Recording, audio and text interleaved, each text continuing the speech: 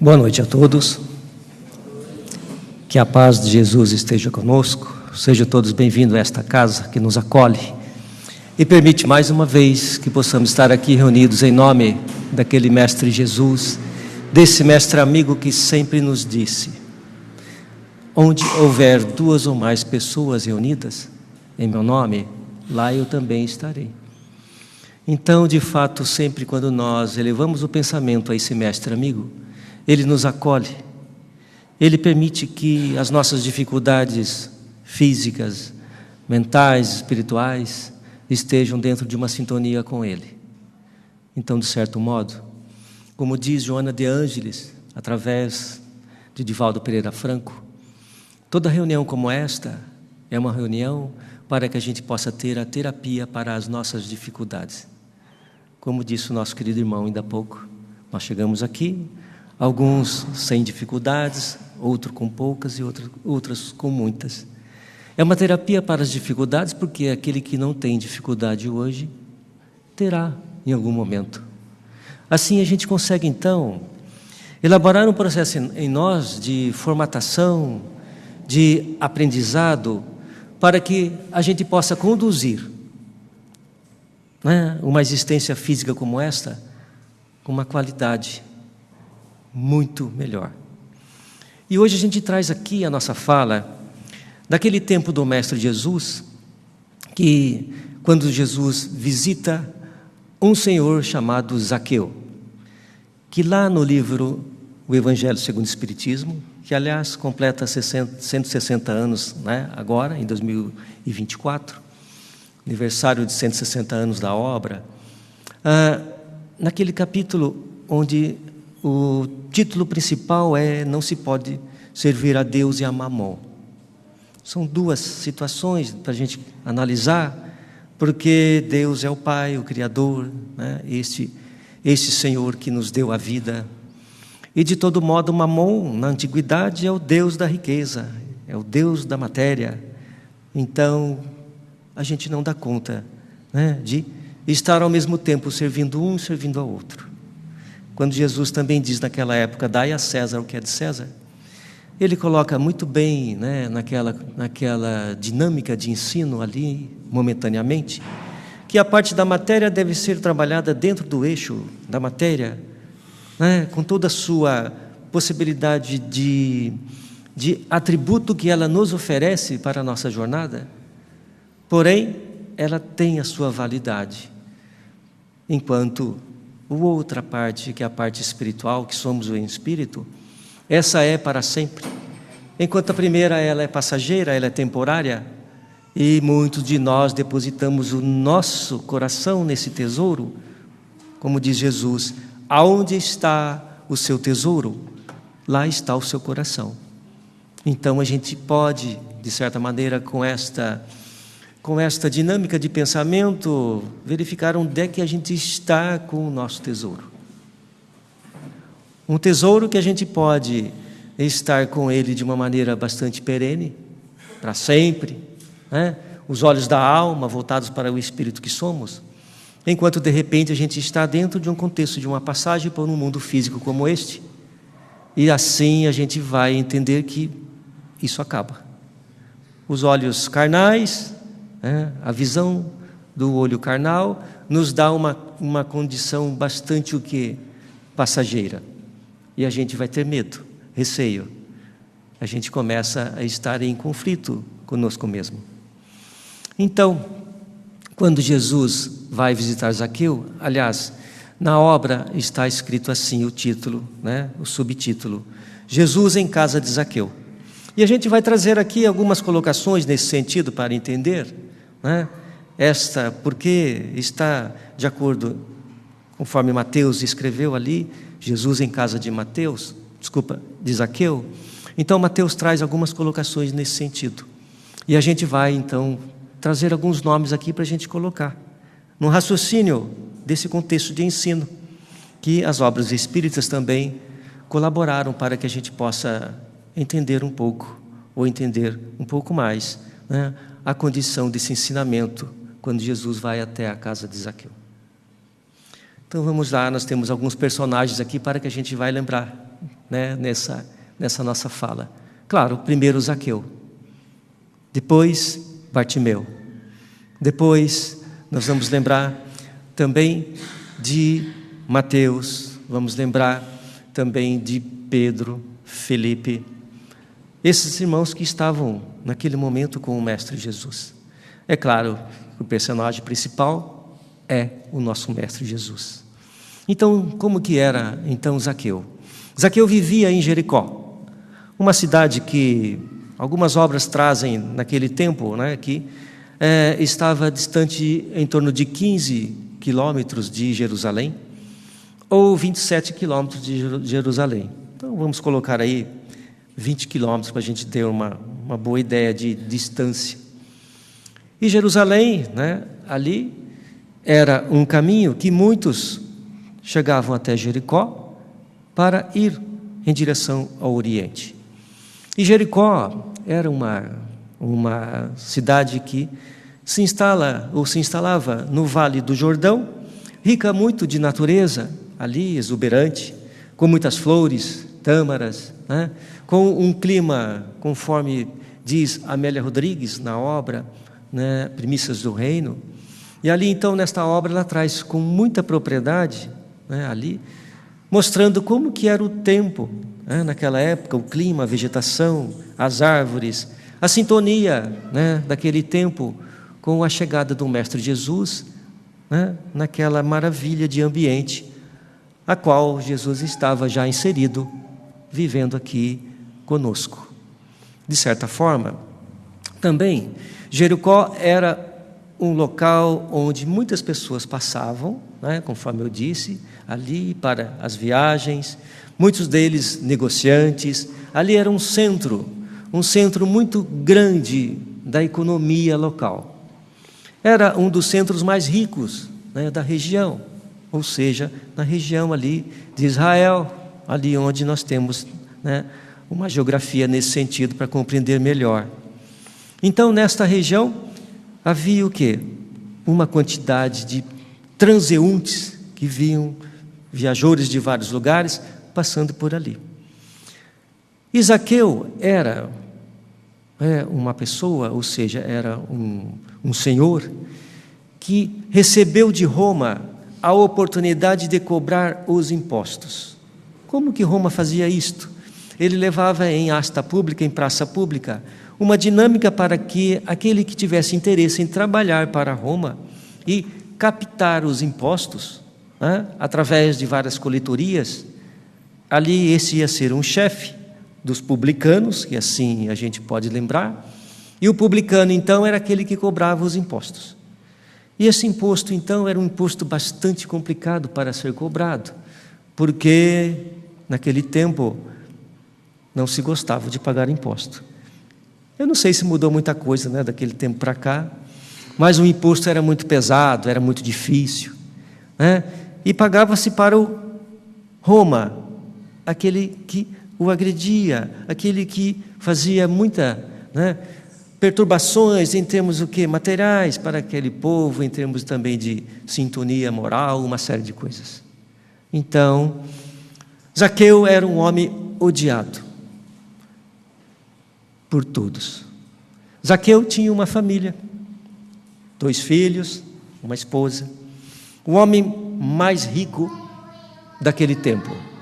A gente pode lembrar assim que se nós tivermos hoje alguém que esteja numa das revistas da economia, por exemplo, a Forbes, né, ou uma outra, Economist, né, alguma revista que coloca alguém que é o mais rico do planeta, Zaqueu era o mais rico. Então ali, a inveja, o ciúme, né, a intolerância, tudo era complicado naquele momento onde Zaqueu sempre ficava o quê? Deixado de lado. Mas Zaqueu, ele configurava, né, as coletorias, e naquele tempo havia 3 tipos de impostos que eram coletados: o dízimo,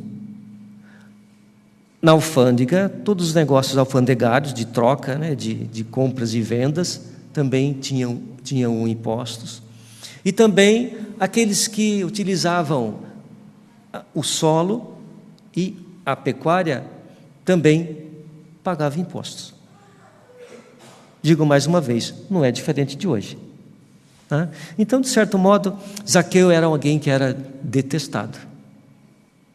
Então, Zaqueu sentia uma tristeza grande, porque mesmo com toda aquela riqueza, morando em um palácio, né, muito construído, muito bem construído que ele fez, de acordo com as suas posses, ali com a mobília, conforme diz Amélia Rodrigues na obra, ali com aquelas mobílias que vinham de todos os lugares do mundo, para poder o quê? Ter aquele ambiente de melhor qualidade para ele, porque ele tinha recurso, ele foi comprando. Mas aquilo não o deixava feliz. As crianças na escola também eram, de certa maneira, perseguidos. A esposa da mesma forma. Mas Zaqueu, ele era um homem bom. Ele era um homem bom. Inclusive, em outra obra, que eu vou citar aqui, lá na A Boa Nova, a Boa Nova, né, trazida ali por Chico Xavier, Espírito Humberto de Campos, o irmão X. Ali então na Boa Nova, o título ali quando fala de Zaqueu é Zaqueu, o rico humilde. É um outro título. Então, de certo modo, Zaqueu tinha um amigo que ele sempre o ajudava, que era um cego chamado Bartimeu. E Bartimeu, né, desde pequeno, aqueles que conheciam ali em Jericó, cego, e percorria a cidade com toda aquela dificuldade dele, e também todos, conforme viam Bartimeu, pensavam e agiam: este é um infortunado. E ele também era desprezado. Mas Bartimeu era amigo de Zaqueu. Zaqueu sempre o quê? Dava-lhe um recurso para a alimentação, cuidava dele, e este conversava com o outro. Então, desta forma, eles eram o quê? Duas pessoas bastante ali interessantes de Jericó. E conforme diz Amélia Rodrigues, os dois caminhavam na multidão solitários, porque não tinha como agir, como ser recebido, como ser o quê? Tolerados por aquela população. Eu faço uma pergunta agora. Muitos de nós, com tudo aquilo que a gente tem hoje em termos de vivência, convivência, às vezes a gente pode seguir no meio de uma rua ou num eixo de um momento, de uma fase da vida nossa, que a gente pode se sentir solitário, sim ou não? A gente pode se sentir, que a gente não é visto. A gente pode, muitas vezes, ter a dor dessa dificuldade. Mas a gente vai lembrar que conforme a gente faz as nossas orações, lá na obra Rumo Certo, sinaliza mais ou menos assim: conforme nós fazemos as orações para o Criador, e esta corrente de pensamento em orações, nos anelamos a Ele. E conforme a gente vai fazer as ações, este Pai de amor e justiça se anela conosco. Precisamos compreender que nós temos a instrumentação para que a gente possa ser socorrido, possa ser auxiliado. E talvez a gente esteja em conflitos, conforme esses dois irmãos estavam naquele tempo. Mas Jesus socorreu os dois. Então, naquele momento, no ano 30, aí soube-se a notícia de que Jesus estava já fazendo a sua peregrinação. E aí, Zaqueu ouviu falar nesse mestre. E ele, conforme ele foi ouvindo falar do mestre, aquele coração dele começou a sentir algo diferente. Ele pensou: nossa, eu gostaria de conhecer este rabi que todos falam. Certamente eu seria feliz, porque eu sei que ele vive com aquelas pessoas que são pobres,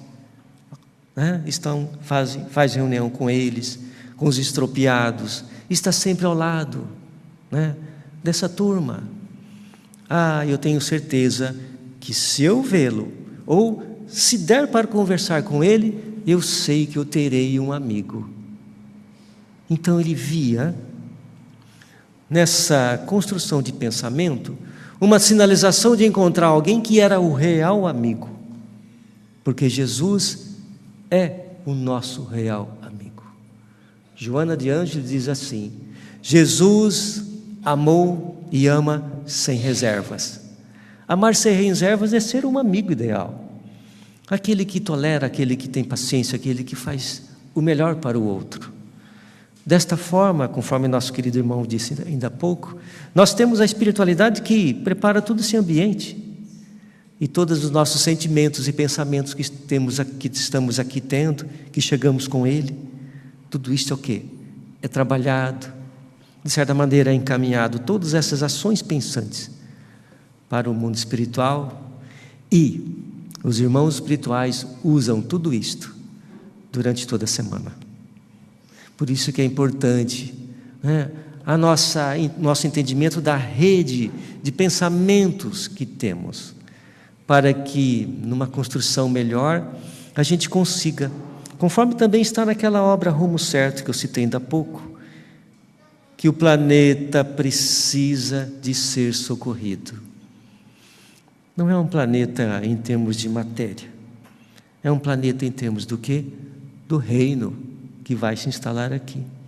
Este socorro cabe a cada um de nós, pelo aspecto de que somos o quê? Instrumentos de Deus na terra e podemos fazer o melhor em nosso tempo, em nossa jornada, em nossa condição, para que a gente consiga estabelecer em nós o melhor e para também todo o plano da espiritualidade de melhor qualidade que eles nos aguardam.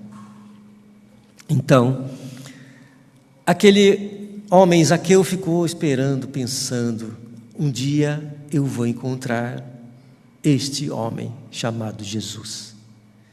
E ele ouviu dizer, lá de uma coletoria, que era também da sua rede, né, de coletas, ele ficou sabendo que aquele rabi tirou um servidor da coletoria. Um servidor da coletoria foi tirada pelo mestre, e este o acompanhou, e está o quê? Seguindo o caminho juntamente com esse mestre Jesus. Aquilo deu uma emoção enorme. Ele diz, nossa, como esse homem é bom. Ele trouxe ao seu lado alguém que também, né, tem a mesma dinâmica que eu, em termos do quê? De valores em relação, né, a Jericó. Por que esse irmão era tão detestado? Primeiro, porque ele cobrava impostos. Segundo, porque, segundo todas as escrituras da época, ele era alguém que era contrário da lei. Ele não era alguém que era da lei mosaica por servir Roma, por cobrar imposto. Então ele era um desacreditado. Alguém que estava o quê? Era um réprobo, que estava nessa condição. Mas então, Jesus tem, no tempo de Páscoa, que ele vem para Jerusalém, então ele passa ali em Jericó. E quando ele vai passando em Jericó, a primeira coisa que ele faz é encontrar Bartimeu. E ele faz a cura de Bartimeu. E Bartimeu, feliz da vida, porque esse mestre o curou. Quem não ficaria? E no pórtico da cidade, na entrada da cidade, Bartimeu entra ali, feliz, radiante, gritando, eu estou curado, eu enxergo, eu vejo. Muitos diziam, viva, salve. E outros falam, é mentira, é farsa. Nossa, então, ou seja, Jericó pulsava muita coisa complicada. Eu acredito que também hoje pulsa muita coisa complicada. Nós estamos há muito tempo depois do Mestre Jesus, mas ainda a humanidade não conseguiu compreender a lição desse mestre amigo que nos trouxe. Como diz um irmão espiritual, nos trouxe a carta de alforria. E ainda a gente continua preso em nossos grilhões, em nossas amarras, porque ainda olhamos só dentro do contexto do fisiológico. Mas estamos a caminho, estamos melhores do que há 100 anos atrás, conforme também traz o Evangelho segundo o Espiritismo. Então, logo depois desse momento, também é dito assim: o Mestre está chegando, ele está vindo aí, ele já está bem próximo da entrada da cidade. Zaqueu, que estava por ali, ouve tudo aquilo e ele percebe, sim, vê que Bartimeu estava enxergando. Então ele já fica o quê? Com o coração batendo forte, porque o Rabi ia entrar ali, ia chegar por ali, ele poderia ver. E aí a turba, as pessoas foram fazendo ali, né, próximo da entrada, ali na estrada, um monte de filas ali começou a tumultuar ele. E Zaqueu era muito pequeno, acho que era menor que eu mesmo, e ele não dava conta de enxergar o mestre que ia entrar, porque ele não dava altura. E ele saía então correndo para tentar ver se pega um lugar, achava um lugar, mas não deu conta. Até que ele viu, né, um sicômoro, uma figueira exposta com umas raízes ali para cima do solo. Então ele consegue subir a uma certa altura ali, né, da árvore. Então ele começa a perceber a entrada, e quando não, ele vê aquele Senhor chamado Jesus, aquele homem altivo, aquele homem que parecia ter até o quê? Uma aura. E ele olha, então ele fica tão emocionado. Ali no seu íntimo ele diz: eu acho que eu vou ter um amigo. Agora eu vou conseguir o quê? Ter alguém que possa pelo menos olhar para mim um momento. E ele fitava aquele mestre. E conforme todos começavam a aplaudir o mestre na sua passagem, ele também, mesmo com a voz embargada, também ali naquele embalo tão maravilhoso de sentimento para com esse mestre. E quando aquele Senhor, o Mestre Jesus, vem passando, Jesus estaca em frente àquela árvore e diz: Zaqueu. Zaqueu não sabe o que diz, não sabe nem como olha, e diz: Zaqueu, apressa-te daí, porque hoje eu preciso me hospedar na sua casa. Todo mundo fica pasmado. Como assim? Esse mestre, esse Senhor vai hospedar numa casa de alguém que é de má vida? Como assim? De um republicano, de um publicano, aquele que cobra impostos. Como assim? E todo mundo então começou. Aí o cérebro de Zaqueu começa a borbulhar de energia, de sentimento, suor, e rapidamente ele desce daquela árvore e vai para a sua casa. Mas daí naquele pensamento, eu acho que a gente já teve algum pensamento assim, né? Quando a gente traz em nós, de repente, a cisma de talvez de uma culpabilidade, de uma situação que de repente a gente vivencia e a gente é marcado, né, por algum estereótipo, que de repente a gente talvez seja marcado. Quer ver uma marcação? Você é espírita. É uma marcação ou não? Então, ou seja, então Zaqueu, descendo da árvore, já correndo em direção à sua casa, pensa: cobrador de imposto, aquele que é alguém que não é acolhido pela lei de Moisés. E ele começa então a pensar desta forma, ou seja, como é que eu faço? Eu sou rico, como é que eu faço? Como que eu faço? Um rico, ele é condenado. Era uma expressão dolorida, sim ou não? E ele foi indo e pensando: será que esse mestre vem até a minha casa? Chegando lá, ele vai chorando, encontra a esposa, explica para a esposa também em prantos. Se abraçam e choram, e ele diz: esta casa tão repleta de bens, como que a gente vai acolher esse mestre que é tão humilde, tão sereno? Somos indignos. Mas ele diz: mas ele falou que vinha. E ele aguarda então, né? Até chegando a tardezinha, conforme a Amélia Rodrigues relata, de um sol maravilhoso que estava o quê? Se pondo. E ali então, quando chega um pouquinho mais tarde ali, ele escuta: publicano! Aquilo dá um choque na cabeça dele, porque ele fala: nossa. Daí, novamente, Zaqueu! E aí ele vem olhando bem devagar, quando ali tem o Mestre Jesus. Jesus olha para ele, abre um sorriso maravilhoso e diz: aqui estou. Zaqueu não sabe o que diz. Eu acho que nem nós também saberíamos dizer. Vamos dizer o que é o Mestre, não é? Muitas vezes a gente encontra alguém que é tão referência na nossa doutrina, a gente não sabe nem o que fala.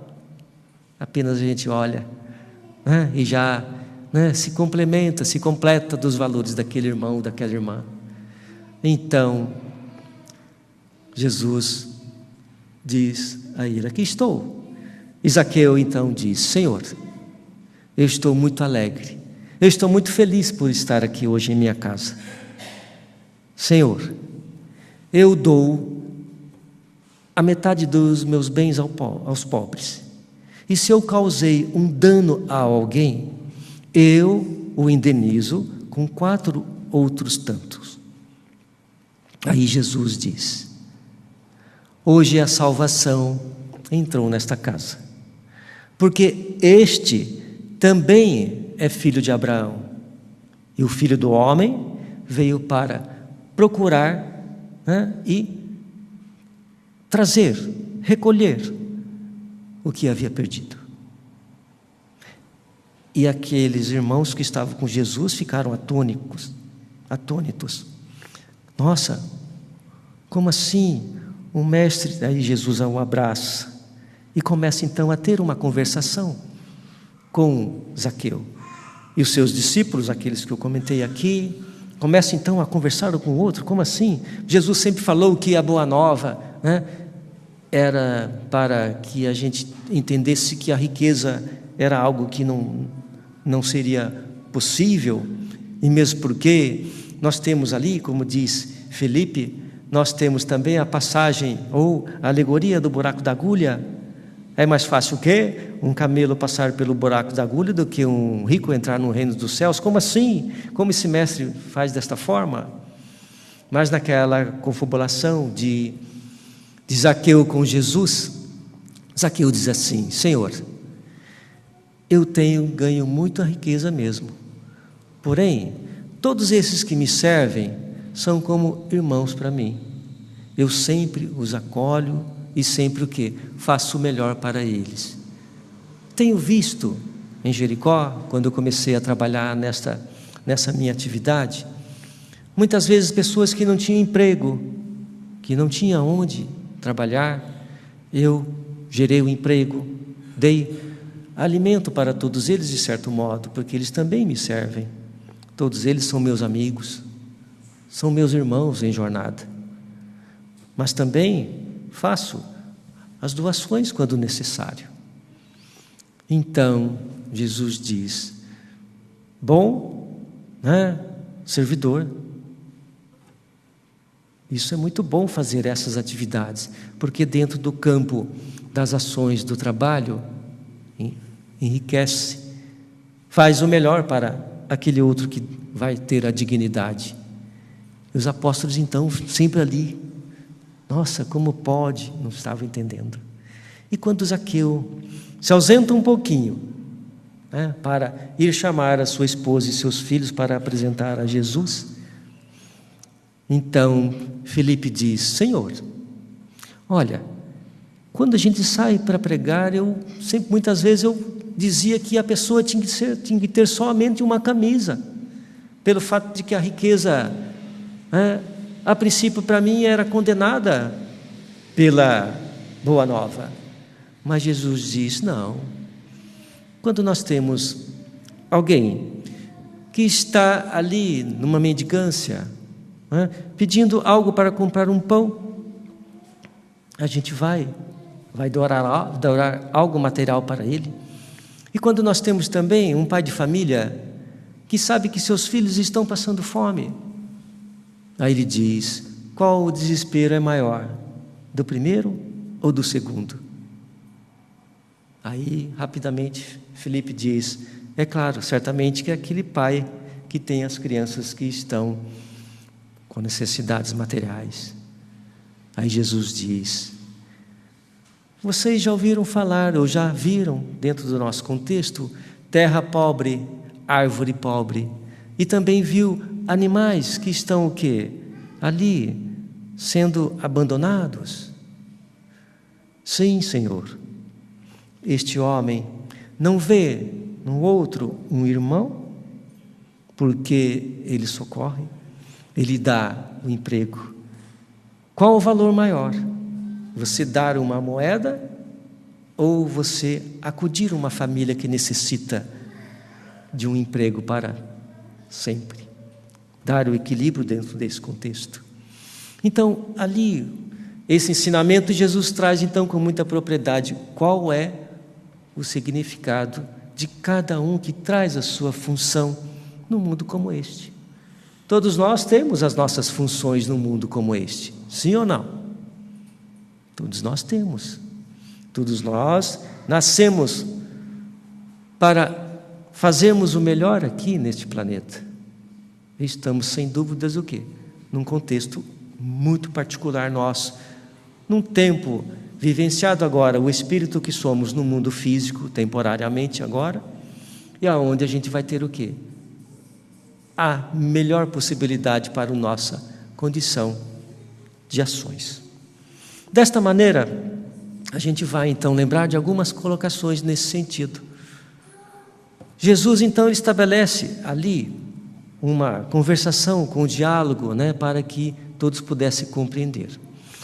Neste tempo, Zaqueu ainda pensava assim, pensava, mais para frente, quando eu estiver com toda a riqueza, vou terminar todo esse meu contexto, porque cada vez que ele recebia um tempo para servir Roma, era em torno de 5 anos. 5 anos poderia haver a renovação, ou seja, desse contrato. Então ele disse assim: daqui a um tempo, a hora que eu estiver com mais o recurso, eu vou sair de Jericó e vou para um lugar bem longe, para que eu consiga o quê? Estar sem essas dificuldades que todos aqui me afligem. Talvez a gente já tenha pensado isso um dia, sim ou não? De repente a gente fala assim: não vejo a hora de acabar isso e ir para algum lugar fazer outra coisa. Ou alguns de nós também podem pensar: nossa, não vejo a hora de voltar à pátria espiritual. Não é assim?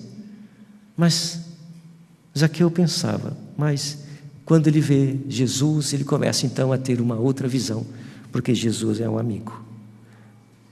Na oração do horto, Jesus diz ao nosso Pai: Senhor, me destes amigos aqui, entre eles, claro, os apóstolos, e eu o apresentei para eles. Fiz muitos amigos, eles também fizeram um amigo. Então esta amizade, esse vínculo espiritual, a gente precisa desenvolver em nós. Lembrando então que dentro desse contexto da leitura, nós temos que pensar que a atividade nossa é para uma finalidade. Quando nós fazemos uma reencarnação, uma programação reencarnatória, a gente traz com nós a seguinte condição: cumprir os deveres. Quais os deveres? Quando Kardec pergunta lá no Livro dos Espíritos e também no Evangelho, se a reencarnação é o quê? É um castigo, algo para nos afligir. A resposta não. A reencarnação é para que o espírito, agora no mundo físico, ele consiga agir, fazer as ações e cumprir os deveres numa condição física. Qual é o dever? Amar a Deus acima de todas as coisas e ao próximo como a si mesmo. Fazer ao outro o que gostaria que fizesse para você. Esses são os deveres, sim ou não? Então nós estamos aqui para cumprir no mundo físico estes compromissos, esses deveres. É claro que quando voltarmos à pátria espiritual, esses deveres também deveremos também realizar, mas nós estamos o quê? No mundo espiritual, não no mundo material. Então esse espírito que responde para Kardec coloca desta forma: então estes são os deveres, mas porém todos têm o quê? Todos também têm a livre escolha. Ficou bom ou não? Temos os deveres, mas a gente pode ter o quê? A livre escolha de fazer ou não, cumprir ou não. Mas quando Joana de Ângeles também pergunta, né, faz nas suas colocações ali, nas obras, se Deus castiga, a resposta não. Deus já elaborou as leis imutáveis, então Ele espera que a gente consiga cumpri-las. Então Ele não castiga, mas dá a oportunidade para que a gente possa o quê? Reparar, construir, e através das ações fazermos a melhor coisa. Então a gente está dentro de um contexto, né, ali, trabalhando para esse mestre amigo, esse mestre Jesus. E, de certo modo, Jesus, né, tem uma colocação numa das obras, a caridade, alimento do corpo e da alma, onde ali vários espíritos trouxeram, por psicografia, através de Chico Xavier, várias lições ali. Entre elas está uma delas, que é assim: Jesus, naquele tempo, ele viu em Zaqueu um homem rico, mas porém um homem bom, um homem muito bom. E, através de Zaqueu, ele entendeu que este homem tinha o quê? Um compromisso, e realizava o compromisso da melhor forma, porque chegou com esta riqueza em termos o quê? De oportunidade. Da mesma maneira que Emmanuel, né, esta lição de Emmanuel traz assim, que Jesus enxergou em Bartimeu, Jesus enxergou em Bartimeu a possibilidade de curá-lo, mostrando que um pai amoroso pode curar. Então ele estabelece, né, uma condição muito importante nesses dois eixos: aquele que é bom estava só, e aquele que era cego estava só, mas que o quê? Sempre tinha uma possibilidade de auxílio, este sendo cego auxiliar aquele, e esse sendo tão rico auxiliar esse cego. Também nesta obra, nessa lição, tem uma colocação assim, que Jesus também, quando Maria de Magdala chegou até ele, aquela mulher que sempre estava com 7 espíritos a atormentando, mas este Senhor viu nela a condição de alguém que estava querendo se transformar, mudar. Então, quando Jesus vê nela esta vontade de mudança para o melhor, Jesus então traz esta mulher junto dele para a caminhada juntamente com os seus apóstolos. E esta foi a mensageira de que esse mestre havia ressuscitado e trabalhou muito mais depois. Também esse mestre amigo viu em Pedro aquele apóstolo inseguro, aquele que, né, muitas vezes se deixava levar por uma situação material, por uma condição ali, né, muitas vezes o desconforto emocional, suscetível de Pedro. Jesus entendeu, mas também viu naquele homem o quê? A possibilidade de que, após o retorno desse mestre ao plano espiritual, aquele irmão que o negou 3 vezes, poderia o quê?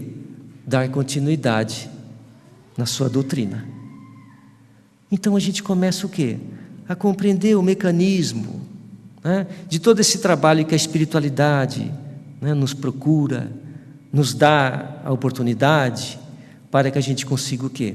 Trabalhar tudo isto. Naquele tempo, naquele dia, naquela noite, que Jesus vai até a casa de Zaqueu, ali, toda a sua comitiva é recebida por Zaqueu. Ele faz um jantar, algo ali para servir todos aqueles irmãos que estavam ali. Mas naquele dia também, conforme está na Boa Nova, na obra Boa Nova, Jesus também traz a parábola dos talentos. Está no Evangelho segundo o Espiritismo também a parábola dos talentos. Jesus sempre trazia as parábolas ali, o ensinamento, né, do momento, mas com uma profundeza para que pudéssemos compreender a vida futura. Então, o que Jesus relata ali, frente a Zaqueu e toda a sua comitiva e seus apóstolos, ele relata assim, que um senhor iria fazer uma longa viagem, de um reinado ele ia para outro, e ele disse, vou fazer uma longa viagem, e chamou algum dos seus servidores para recomendar alguma coisa, e disse ao primeiro, olha, eu vou fazer uma longa viagem, retorno daqui a um tempo, eu vou te dar 5 talentos, e quando eu retornar, você me devolve os 5 talentos, né, e trabalhe esse talento aí. Chamou outro e disse, eu te darei 2 talentos, farei uma viagem longa, e quando voltar você me apresenta de volta o que é meu. Chamou mais outro servidor e disse, vou te dar 1 talento, e desse talento então você trabalhe com ele, porque eu vou fazer uma longa viagem, quando eu retornar, você preste conta desse seu talento. Porém, cada talento, 5, 2 ou 1, cada talento era de acordo com o quê? De acordo com a capacidade de cada um. Estamos conseguindo compreender, sim ou não? De acordo com a capacidade, cada um recebeu o quê? O talento. Então, ao seu retorno, ele vai pedir para aqueles irmãos, devolva o talento. E chega o primeiro que recebeu 5. Senhor, me desse 5 talentos. Aqui, né, está os 5 talentos que você me confiou. E tenho mais 5 para te entregar. Aquele senhor diz, bom e fiel servidor, te confiei 5 talentos, me deste 5 e mais 5, então confiarei a você muitas outras coisas. Chegou aquele que recebera 2 talentos e fez a mesma condição, devolvo, Senhor, 2 talentos, me deste 2, e aqui estão mais 2 talentos, bom e fiel servidor, te dei 2 talentos, né? Te confiei pouca coisa e você conseguiu o quê? Realizar. Te darei também mais coisas. E aí veio aquele que tinha recebido 1 talento. O que recebeu 1 talento? Senhor, sei que o Senhor colhe onde não ceifa, né?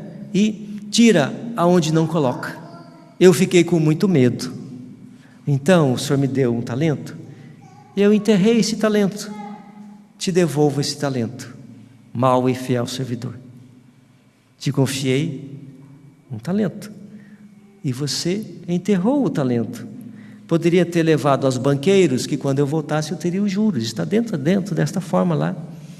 Então, esse senhor se enche de ira, né, e pede para que os seus servidores levem ou retire esse que não devolveu o talento de acordo que esse senhor gostaria, que ficasse o quê? Onde haveria ranger de dentes. Então, esse talento, esse senhor tira. É muito, às vezes, difícil entender os talentos. Como assim? Tirar um talento? Tirar um talento significa assim, que lá no Evangelho está assim: aquele que recebe uma pequena terra e não cultiva, o mato vai o quê? Vai tomar conta. E aquilo vai se perder. Então é desta forma que a gente deve entender. Agora, todos nós trazemos os nossos talentos, sim ou não? Todos nós. Quem não tem um talento? Quem não tem a possibilidade de fazer uma caridade?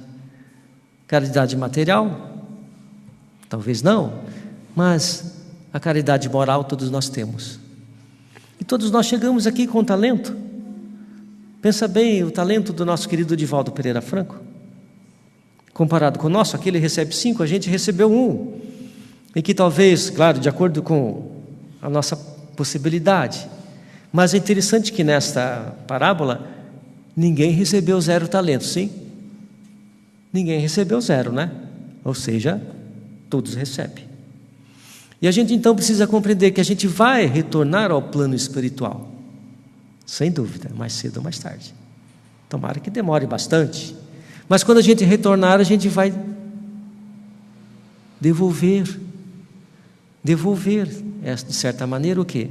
Aquilo que a gente trabalhou, que nos foi confiado. E talvez a gente não compreenda isso. Nossa, mas qual será o que eu tenho que fazer? Os deveres, certamente. Né?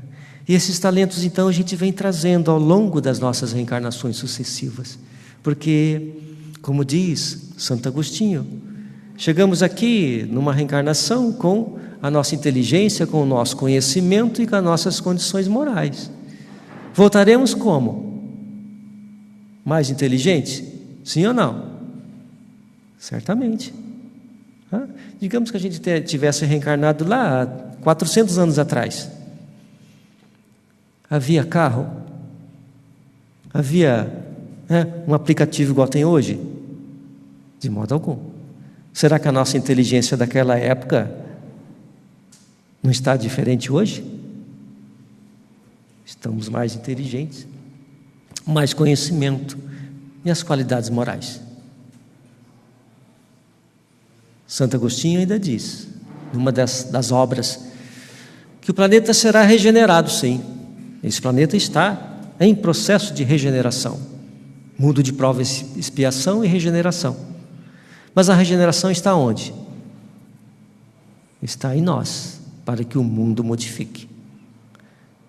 Quando Bartolomeu pergunta a Jesus, ao nosso mestre, se o Evangelho era para que os apóstolos tivessem força para guerrear com aqueles outros que não aceitavam a doutrina do mestre, ele diz: não, este Evangelho não veio para dar força, ele veio para transformar. E essa transformação precisamos realizar. E Santo Agostinho diz assim: o planeta só estará regenerado quando não houver mais no planeta o orgulho, o egoísmo, a inveja e o ciúme. Ele aponta 4 vícios da alma. Será que vai demorar um pouco para que isso aí consiga regenerar? Então, cada vez que estamos num processo de aprendizado, numa reencarnação como esta, temos a habilidade de sobra para que a gente possa o quê? Construir em nós o melhor caminho, a melhor escolha, a melhor possibilidade de construir o mais rapidamente possível as virtudes. Então, aquele bom rico, que está na Boa Nova, o bom rico, ou o rico humilde, a gente vai entender que a gente precisa ter a humildade. E essa humildade a gente precisa fazer em nós o quê? Um esforço para que a gente construa. Uma vez que estabelecemos em nós isto, não mais perdemos. Vai ser ótimo. Talvez nesta reencarnação, talvez não, é quase que impossível. Mas teremos a próxima. Mas certamente a gente deve não se preocupar no plano espiritual que nos aguarda. Devemos nos preocupar, como sempre eu penso e falo, né, naquilo que eu entendo. Precisamos nos preocupar com a nossa próxima matrícula reencarnatória. Este educandário, né, nos possibilitou uma jornada.